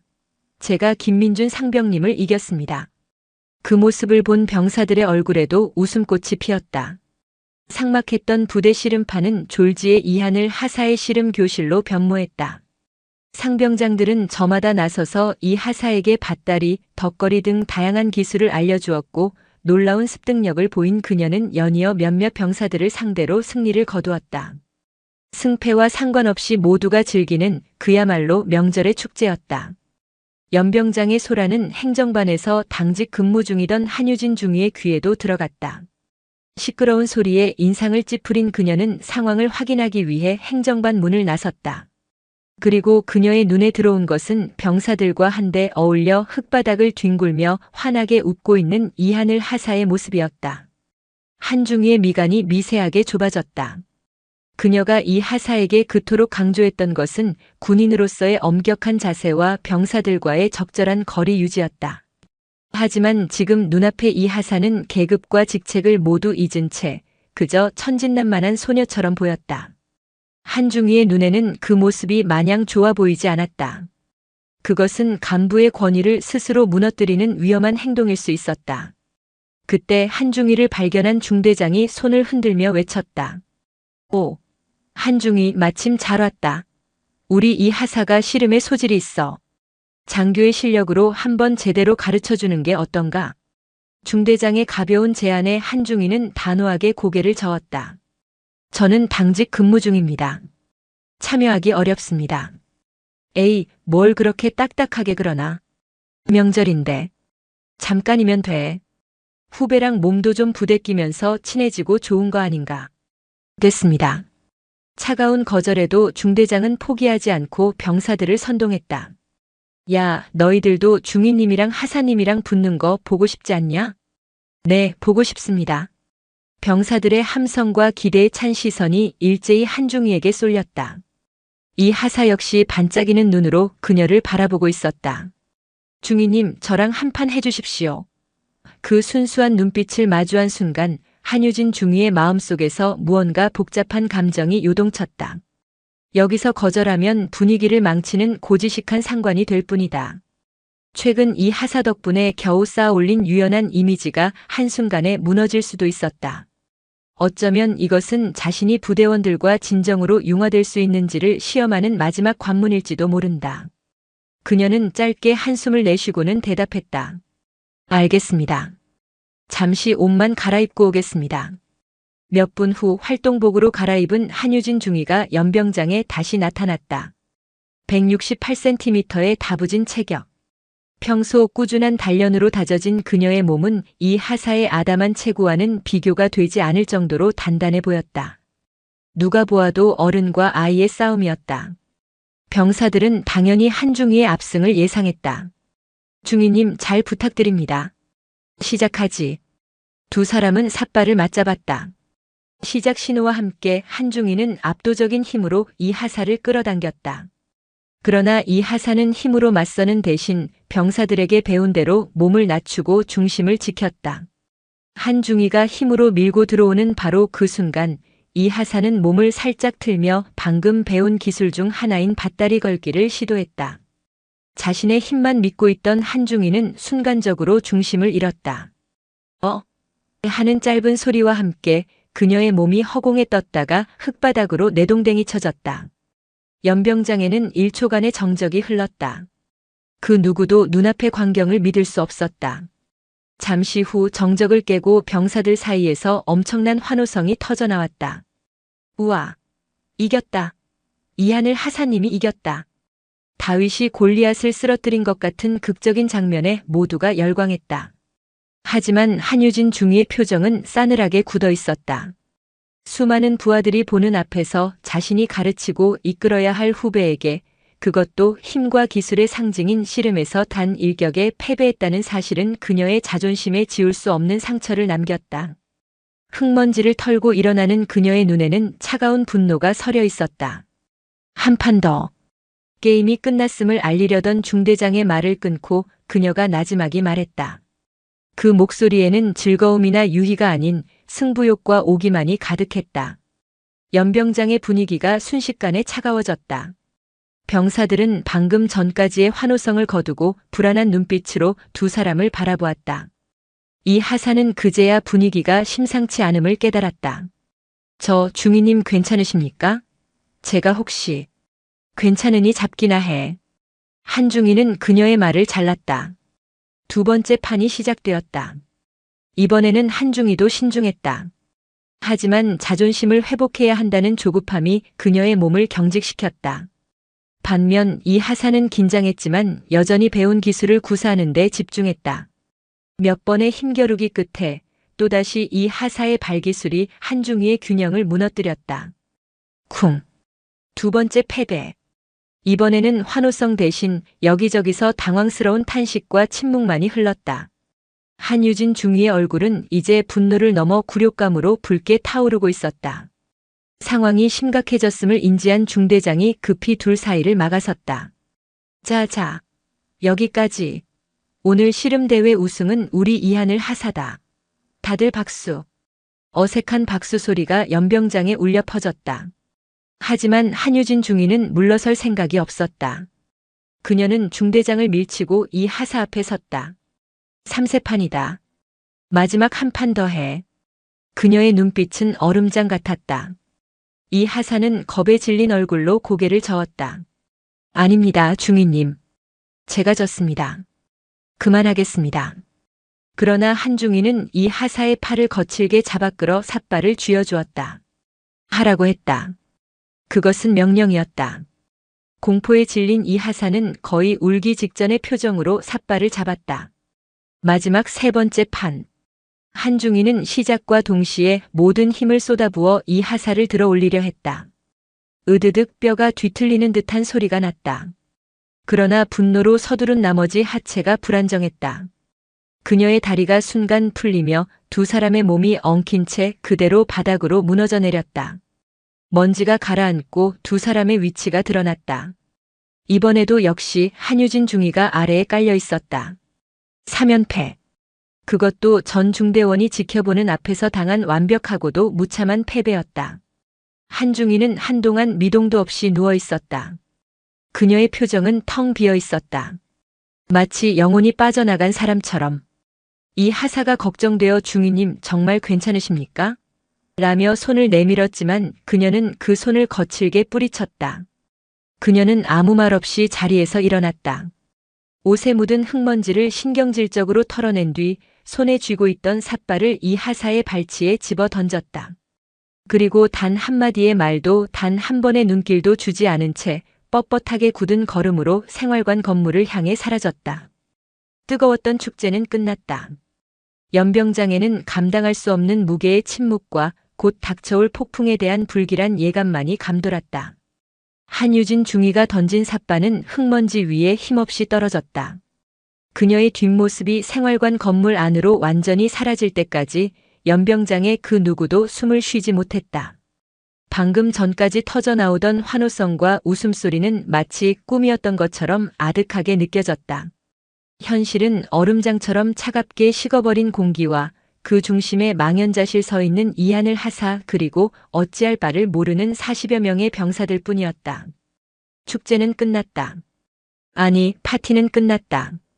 이제 곧 날아올 청구서를 감당해야 할 시간이었다. 자, 다들 그만 해산. 생활관으로 복귀해서 개인 정비하도록. 사태를 수습하려 애쓰는 중대장의 목소리가 공허하게 울렸다. 병사들은 마치 약속이라도 한 듯 조용하고 신속하게 흩어졌다. 그들의 얼굴에는 더 이상 명절의 즐거움 따위는 남아있지 않았다. 오직 이제 우리는 모두 죽었다는 종류의 원초적인 공포만이 서려 있었다. 씨름판 한가운데 홀로 남겨진 이하늘 하사는 여전히 상황을 온전히 이해하지 못한 듯 했다. 그녀는 그저 자신이 무언가 아주 큰 잘못을 저질렀다는 사실만을 어렴풋이 느낄 뿐이었다. 즐거웠던 놀이가 어째서 이런 끔찍한 결과를 낳았는지, 한없이 다정했던 선배가 왜 저토록 차가운 분노를 품게 되었는지 알 수 없었다. 그녀의 동그란 눈에는 어느새 굵은 눈물이 차올랐다. 하사, 이리 와봐. 중대장이 한숨을 쉬며 그녀를 불렀다. 너무 자책하지 마라. 그냥 명절에 다들 좀 예민해서 그렇다. 한중이도 기분 풀리면 괜찮아질 거야. 내가 나중에 잘 이야기해 볼 테니 너무 걱정 말고 어서 들어가서 쉬어. 그것은 진심 어린 위로라기보다는 이 사태의 원흉 중 한 명인 자기 자신을 향한 변명에 가까웠다. 이하늘 하사는 힘없이 고개를 끄덕였지만 이미 엎질러진 물이 얼마나 차가운지 중대장도 그녀도 그리고 지켜보는 모든 병사들도 똑똑히 알고 있었다. 한유진 중위는 당직 사관실 문을 걸어 잠갔다. 창밖의 소음이 완벽히 차단되자 비로소 그녀는 자신의 가쁜 숨소리를 들을 수 있었다. 손이 분노와 굴욕감으로 미세하게 떨리고 있었다. 그녀는 세면대로 가 찬물을 틀어 얼굴에 끼얹었다. 거울 속에는 흙먼지가 군데군데 묻고 눈가가 붉게 충혈된 낯선 얼굴이 있었다. 단순한 분노가 아니었다. 이것은 존재의 근간이 흔들리는 듯한 깊은 모멸감이었다. 그녀는 군인이 된 이래 단 한순간도 완벽을 추구하지 않은 적이 없었다. 여자라는 이유로 나약하게 보이지 않기 위해, 장교라는 이유로 존경받기 위해 그녀는 스스로를 끊임없이 채찍질했다. 잠을 줄여 법규를 외웠고 비번 날에도 개인 훈련을 거르지 않았다. 그렇게 쌓아 올린 한유진 중이라는 이미지는 견고한 성체와도 같았다. 그런데 오늘 그 성벽이 무너져 내렸다. 그것도 가장 믿었던, 어쩌면 유일하게 마음을 열었던 후배의 손에 의해 자신이 이끌어야 할 모든 부하들이 보는 앞에서 처참하게 짓밟혔다. 이 하늘의 해맑은 웃음, 병사들의 환호성. 그 모든 것이 이제는 자신을 조롱하는 칼날이 되어 심장을 후벼 팠다. 그녀의 머릿속에서 이성적인 판단 회로가 끊어졌다. 이 하사의 행동은 더 이상 순수한 열정이나 실수가 아니었다. 그것은 군대의 근간인 상명하복과 위계 질서를 무시한 하극상이자 자신의 모든 노력을 비웃는 기만 행위였다. 감정적인 보복은 그녀의 방식이 아니었다.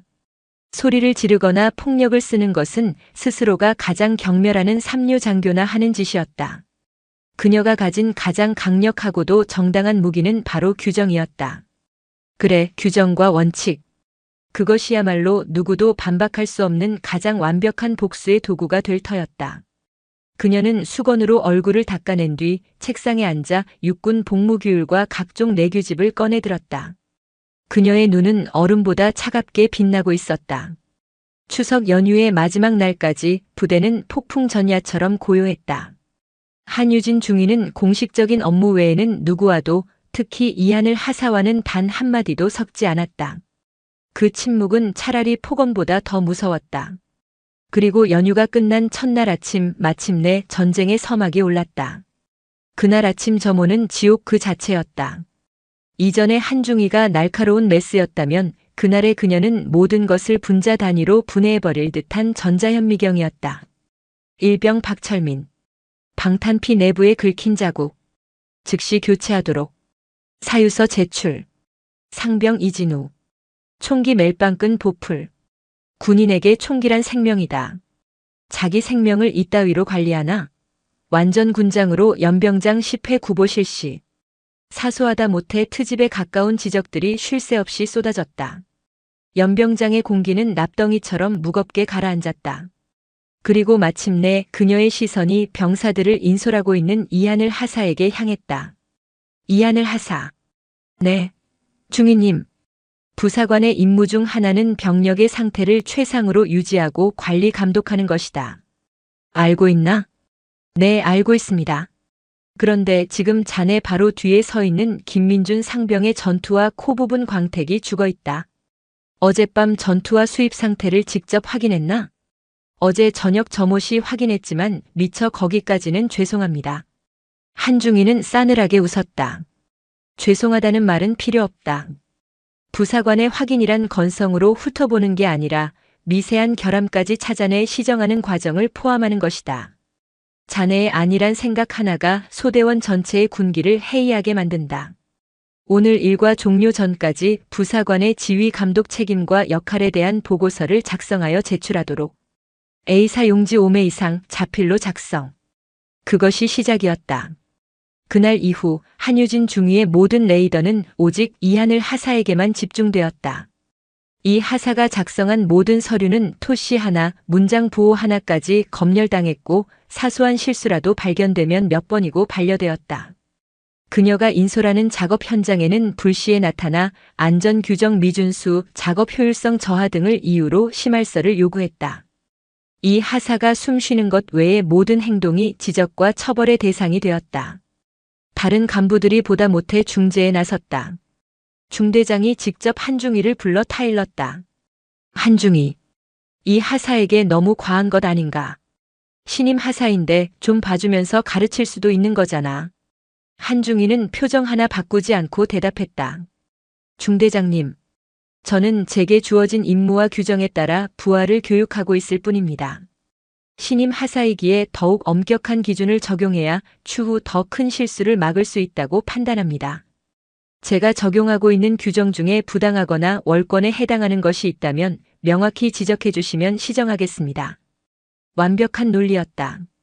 그녀는 사적인 감정이라는 의심을 공적인 임무 수행이라는 철벽으로 완벽하게 방어했다. 규정과 원칙을 무기 삼아 공격하는 그녀 앞에서 중대장조차 더 이상 할 말을 찾지 못했다. 부대의 분위기는 최악으로 치달았다. 병사들은 한중이의 분노가 언제 자신들에게 튈지 몰라 전전긍긍했다. 그리고 그 분노의 근원인 이하늘 하사를 은연중에 피하기 시작했다. 동정하면서도 동시에 그녀와 엮이는 것을 두려워했다.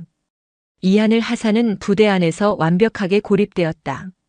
그녀의 얼굴에서 웃음이 사라진 것은 이미 오래전이었다. 밤에는 잠을 이루지 못했고 낮에는 항상 무언가에 쫓기는 사람처럼 불안해했다. 한때 부대의 비타민이었던 그녀는 이제 누구에게도 위로받지 못하는 그림자 같은 존재가 되어갔다. 어느 날 밤 이 하사는 큰 용기를 내어 한중이의 독신자 숙소를 찾아갔다. 중위님 드릴 말씀이 있습니다. 문서 작업 중이던 한중이는 그녀를 쳐다보지도 않은 채 말했다. 용무가 있다면 내일 행정반에서 정식으로 보고하도록. 추석 때 일 때문이라면 정말 죄송합니다. 제가 그때 너무 생각이 짧았습니다. 한 번만 용서해 주시면 안 되겠습니까? 애원하는 그녀의 목소리는 처절하게 떨리고 있었다. 그 말에 비로소 한중이가 고개를 들었다. 그녀의 눈에는 그 어떤 감정도 담겨 있지 않았다. 무슨 말을 하는지 모르겠군. 나는 이 하사의 업무상 과실과 능력 부족을 지적하고 있을 뿐 그 이상도 이하도 아니다. 개인적인 감정을 공적인 업무와 연관시키지 말도록. 이제 그만 나가보게. 차가운 거절. 그것은 이 하사가 붙잡고 있던 마지막 희망의 끈을 가차없이 끊어버리는 선고와도 같았다. 한유진 중위의 숙소에서 쫓겨나듯 나온 이하늘 하사의 발걸음은 천근만근 무거웠다. 마지막 희망마저 산산조각 난 순간 그녀는 더 이상 버틸 수 없다는 것을 깨달았다. 지난 몇 주간 그녀는 매일 밤을 눈물로 지새웠다. 잠이 들면 한중이의 차가운 눈빛과 마주하는 악몽을 꾸었고 아침이 오면 지옥 같은 하루가 다시 시작된다는 사실에 절망했다. 그녀의 몸과 마음은 이미 한계에 다다라 있었다. 식사량은 눈에 띄게 줄었고 한때 생기로 가득했던 얼굴은 창백하게 말라갔다. 훈련 중에는 집중하지 못해 아찔한 실수를 저지를 뻔한 적도 몇 번 있었다. 이대로 가다가는 정말 큰 사고를 치거나 스스로가 먼저 무너져 내릴 것 같았다. 다음 날 이하늘 하사는 중대장실 문을 두드렸다. 그녀의 표정에는 더 이상 어떤 감정도 남아있지 않았다. 마치 모든 것을 포기한 사람처럼 텅 비어 있었다. 중대장님, 드릴 말씀이 있습니다. 그녀는 중대장 앞에 서서 준비해온 서류 봉투를 책상 위에 올려놓았다. 부대 전출 요청서였다. 중대장은 놀란 눈으로 서류와 이 하사의 얼굴을 번갈아 보았다. 이 하사 이게 뭔가? 자네 지금 진심인가? 네. 더 이상은 못 버티겠습니다. 이 하사의 목소리는 메말라 있었다. 이 부대에서 한유진 중위님 밑에서는 더 이상 군 생활을 이어갈 자신이 없습니다. 제가 모든 것을 잘못했습니다. 하지만 이대로는 제가 먼저 죽을 것 같습니다. 제발 다른 곳으로 보내주십시오. 그녀는 결국 무너져 내렸다. 무릎을 꿇고 중대장에게 애원하며 그동안 참아왔던 모든 서름과 고통을 눈물로 토해냈다.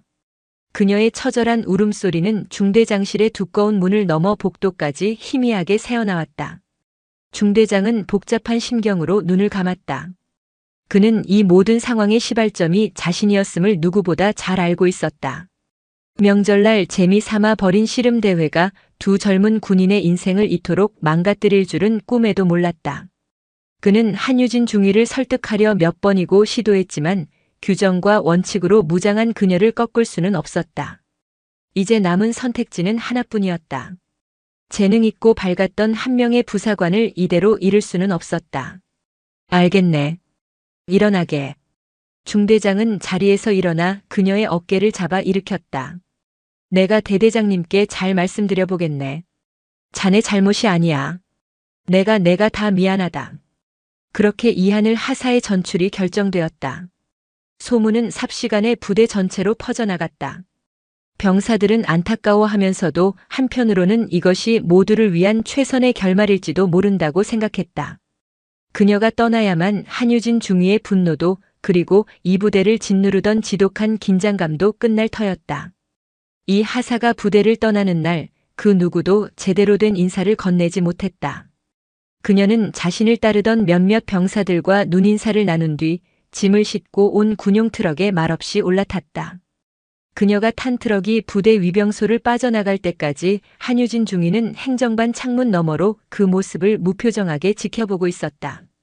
그녀의 눈빛이 아주 미세하게 흔들린 것을 본 사람은 아무도 없었다.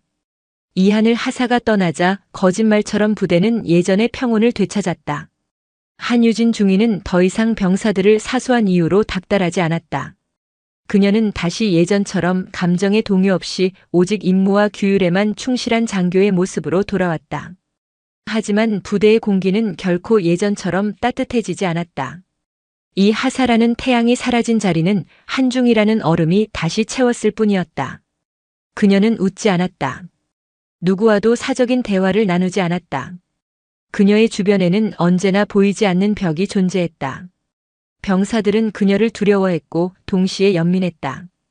그녀 역시 이 싸움의 승자가 아니었음을 모두가 어렴풋이 느끼고 있었다. 몇 달의 시간이 흐르고 한유진 중위도 전역을 앞두게 되었다. 그녀는 의무 복무 기간만 채우고 군을 떠나기로 결정했다. 전역 신고를 위해 대대장실을 찾았을 때 대대장은 넌지시 그녀에게 물었다. 한중위, 후회는 없나? 그 질문에 한유진 중위는 잠시 침묵했다. 그리고 아주 희미하게 자조적인 미소를 지으며 대답했다. 후회할 자격도 없습니다. 저는 그저 제가 옳다고 믿는 방식으로 제 임무를 수행했을 뿐입니다. 그것이 그녀의 마지막 진심이었을지도 모른다. 한유진 중위가 전역하고 또다시 몇 달이 지났다. 부대는 새로운 간부들이 전입오며 안정을 찾아가고 있었다. 그러던 어느 날 놀라운 소식이 전해졌다. 이하늘 하사가 우리 부대로 다시 복귀한다는 것이었다. 그녀의 전출은 임시 발령이었고 원소속 부대로의 복귀 명령이 떨어졌다는 것이다. 병사들은 기쁨에 환호했다. 이제 정말로 예전에 밝고 활기찼던 부대로 돌아갈 수 있으리라 믿었다. 복귀 당일 병사들은 설레는 마음으로 이하늘 하사를 기다렸다. 마침내 중대장의 차를 타고 위병소를 통과한 그녀의 모습이 보였다. 그런데 차에서 내린 그녀의 모습은 어딘가 낯설었다. 예전의 앳된 모습은 온데간데 없고 날카롭게 다듬어진 얼굴선과 짧게 자른 머리카락. 무엇보다 그녀의 눈빛이 변해 있었다. 한때 순수함과 호기심으로 반짝이던 그 눈은 이제 그 어떤 감정도 읽을 수 없는 차갑고 공허한 빛을 띠고 있었다. 단결. 하사 이하늘. 금일부로 원대 복귀를 명받았습니다. 중대장님. 그녀의 목소리는 강철처럼 차갑고 단단했다. 예전에 상냥하고 조금은 어설펐던 말투는 찾아볼 수 없었다. 변화는 복귀 첫날부터 즉각적으로 나타났다. 그녀는 한치의 오차도 없이 업무를 처리했고 병사들의 사소한 실수 하나 용납하지 않았다. 그녀의 군기 지도는 과거 한유진 중위가 보여주었던 것보다 훨씬 더 집요하고 혹독했다. 김민준 상병. 관물대 정리 상태가 이게 뭔가. 내가 가르친 군인이 이 정도 수준밖에 안 되나? 오늘 밤새워서라도 다시 해놓도록. 박일병. 경내 구호에 정신이 빠져 있다. 군기가 빠졌다는 증거다. 오늘 내 동기들 전원 저녁 식사 후 정신교육 실시한다. 그녀는 더 이상 웃지 않았다. 병사들에게 먼저 말을 거는 일도 따뜻한 격려를 건네는 일도 없었다. 그녀는 마치 한유진 중위의 유령이 빙의된 것 같았다.